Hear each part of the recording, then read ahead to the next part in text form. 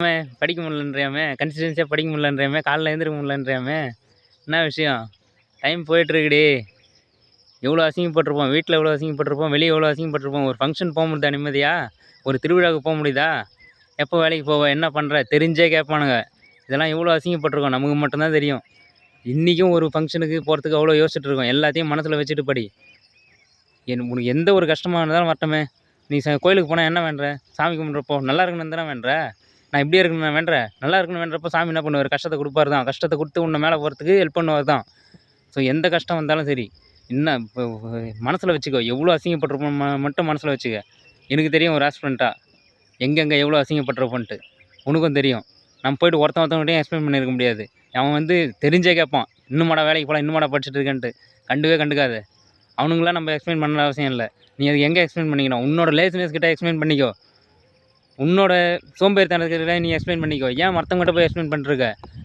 நம்மளால் வந்து ஒரு 10 மணி நேரம் உழைக்க முடியும்னா கூட உழைக்க முடியும். 3 ஹவர்ஸ் அவனால் உட்காந்து படிக்க முடியுமா? முடியாது. பேசுகிறவன் பேசிக்கின்னு தான் இருப்பான். குறைக்கிற நாய் குலைச்சிக்கின்னு தான் இருக்கும். நீ உன் வேலையை பார்த்துட்டு போயிட்டே இரு. என்ன கஷ்டம் வந்தாலும் சரி, கஷ்டத்தை கண்டுலாம் இது பண்ணாத.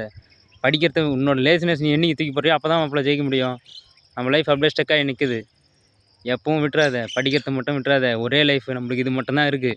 வேறு எதுவும் தெரியவும் தெரியாதுன்ட்டு நினச்சிட்டு இருப்பானுங்க. நம்ம போகிற இடம்லாம் ஜெயிக்க முடியும். இதை படிச்சுட்டு போயிட்டு இவ்வளோ படிச்சுங்கிறோம். எது கண்டும் கலங்காத.